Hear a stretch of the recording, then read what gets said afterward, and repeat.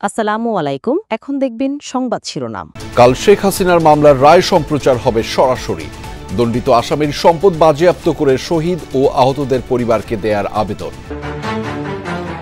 রাতে বিভিন্ন জায়গায় ককটেল বিস্ফোরণ, বাস, অ্যাম্বুলেন্স আর স্থাপনায় আগুন।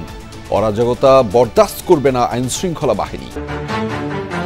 ফ্যাসিস্ট হাসিনার রায় ঘোষণা নিয়ে দেশে বিশৃঙ্খলা তৈরির চেষ্টা করছে একটি মহল, বললেন মির্জা ফখরুল। সবাইকে রুখে দাঁড়ানোর আহ্বান। প্রধান উপদেষ্টার ভাষণে ৮ দলের দাবি আংশিক পূরণ হয়েছে। আন্দোলন চালিয়ে যেতে শিগগিরই নতুন কর্মসূচি ঘোষণা, জানালেন জামায়াত নেতা। আরও ১২ রাজনৈতিক দলের সাথে নির্বাচন কমিশনের সংলাপ। অবাধ ভোটের জন্য আচরণবিধি মেনে চলাই সবচেয়ে জরুরি, বললেন সিইসি। এতক্ষণ শুনছিলেন সংবাদ শিরোনাম, এখন দেখবেন বিস্তারিত। জুলাই গণঅভ্যুত্থানে গণহত্যার মামলায় কাল শেখ হাসিনার রায় ঘোষণা করবে আন্তর্জাতিক অপরাধ ট্রাইব্যুনাল। দেশি বিদেশি গণমাধ্যমে এটি সরাসরি সম্প্রচার করা হবে, জানিয়েছে প্রসিকিউটরদের আশা, নারী হিসেবে রায়ে কোনো ধরনের অনুকম্পা পাবেন না শেখ হাসিনা। সাজা ঘোষণার পর আসামিদের সম্পদ বাজেয়াপ্ত করে গণঅভ্যুত্থানের শহীদ ও আহতদের পরিবারকে দেয়ার আবেদনও করবে প্রসিকিউশন। জুলাই আগস্ট গণঅভ্যুত্থানে নিহত হয়েছেন কয়েকশো মানুষ, আহত হয়েছেন প্রায় ২০,০০০। শিশু থেকে বয়স্ক কেউ বাদ যায়নি নৃশংসতা থেকে। মানবতা বিরোধী এমন অপরাধের প্রথম কোনো মামলার রায় ঘোষণা করতে যাচ্ছে আন্তর্জাতিক অপরাধ ট্রাইব্যুনাল। আসামি সাবেক প্রধানমন্ত্রী শেখ হাসিনা, সাবেক স্বরাষ্ট্রমন্ত্রী আসাদুজ্জামান খান কামাল ও সাবেক আইজিপি চৌধুরী আব্দুল্লাহ আল মামুন। কি সাজা হতে পারে তাদের, তা নিয়ে সর্বমহলে আছে নানা জল্পনা। ট্রাইব্যুনালের প্রসিকিউশন ব্রিফিংয়ে জানিয়েছে, এই মামলার রায় ঘোষণা সরাসরি সম্প্রচার করবে বাংলাদেশ টেলিভিশন, ট্রাইব্যুনালের ফেসবুক পেজ ও আন্তর্জাতিক সংবাদ সংস্থা রয়টার্স। এছাড়া রাজধানীর কয়েকটি পয়েন্টে বড় পর্দায় রায় ঘোষণা সরাসরি দেখাবে সংস্কৃতি মন্ত্রণালয়। আমরা আশা করছি যে কালকেই এই ট্রাইব্যুনাল উক্ত মামলার রায় ঘোষণা করবেন। প্রসিকিউশনের পক্ষ থেকে আমরা এই মামলার রায় রিসিভ করার জন্য প্রস্তুত আছি। প্রসিকিউটর গাজী এম.এইচ. তামিম মনে করেন, অপরাধের মাত্রায় নারী হিসেবে অনুকম্পা পাওয়ার সুযোগ নেই শেখ হাসিনার। শেখ হাসিনার রায় ঘিরে নাশকতা করার চেষ্টা করলে কঠোর ব্যবস্থা নেয়ার হুঁশিয়ারি দিয়েছে পুলিশ। জনগণের সম্পদ ও জীবন রক্ষায় আইনশৃঙ্খলা বাহিনীর পক্ষ থেকে সব ব্যবস্থা নেওয়া হয়েছে। কার্যক্রম নিষিদ্ধ আওয়ামী লীগের নেতাকর্মীরা নাশকতার চেষ্টা করলে পরিণতি ভালো হবে না বলে ডিএমপির পক্ষ থেকে দেওয়া হয়েছে হুঁশিয়ারি। স্বরাষ্ট্র উপদেষ্টা জানিয়েছেন, যে কোনো নাশকতা ঠেকাতে প্রস্তুত আছে আইনশৃঙ্খলা বাহিনী। ৭ নভেম্বর রাত থেকে রাজধানী ঢাকাসহ বিভিন্ন স্থানে নাশকতায় নামে পতিত স্বৈরাচারের কর্মীরা। গুপ্ত হামলা চালিয়ে বাসে অগ্নিসংযোগ করা হয়। কোথাও কোথাও ককটেলের বিস্ফোরণ ঘটিয়ে জনমনে আতঙ্ক সৃষ্টির চেষ্টা চালায় কার্যক্রম নিষিদ্ধ আওয়ামী লীগের নেতাকর্মীরা। এর মাঝে ময়মনসিংহে দাঁড়িয়ে থাকা বাসে আগুন দিলে চালক অগ্নিদগ্ধ হয়ে নিহত হন। কয়েক জায়গায় ককটেলের আঘাতে আহত হন অনেকে। রাজধানীর মিরপুরে বাসে আগুন দিতে গিয়ে জনতার ধাওয়ায় পানিতে পড়ে মৃত্যু হয় এক যুবকের। এছাড়া তেজগাঁও রেল স্টেশনে একটি বগিতে অগ্নিসংযোগ ও নাশকতা চেষ্টার সময় জনতার হাতে গ্রেফতার হন বেশ কয়েকজন। আইনশৃঙ্খলা পরিস্থিতির অবনতি ঘটাতে ককটেল নিয়ে হাতে নাতে ধরা পড়ে কেউ কেউ।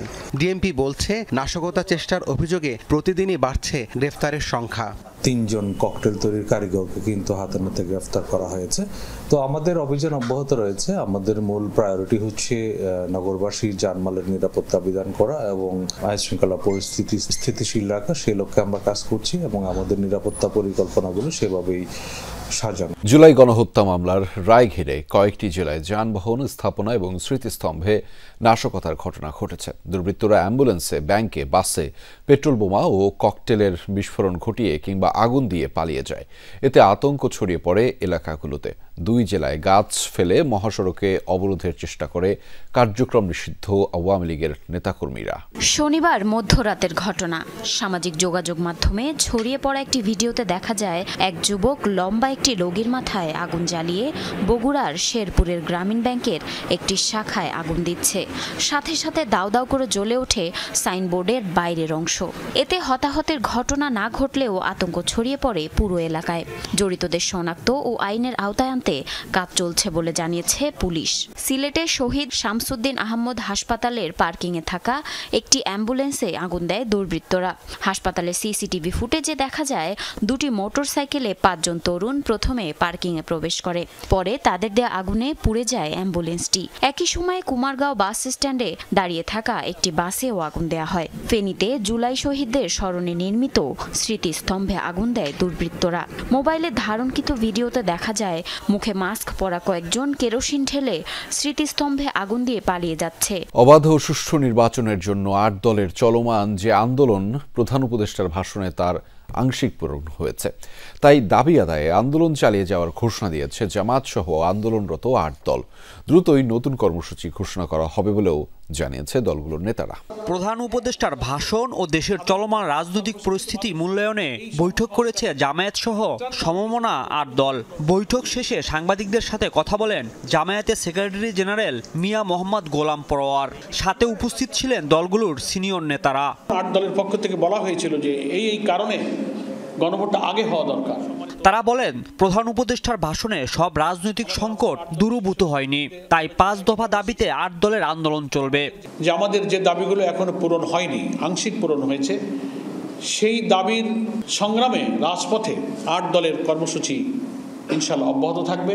দেশের অধিকাংশ জনগণের অনুভূতি আকাঙ্ক্ষা সরকারের রিয়ালাইজ করা উচিত।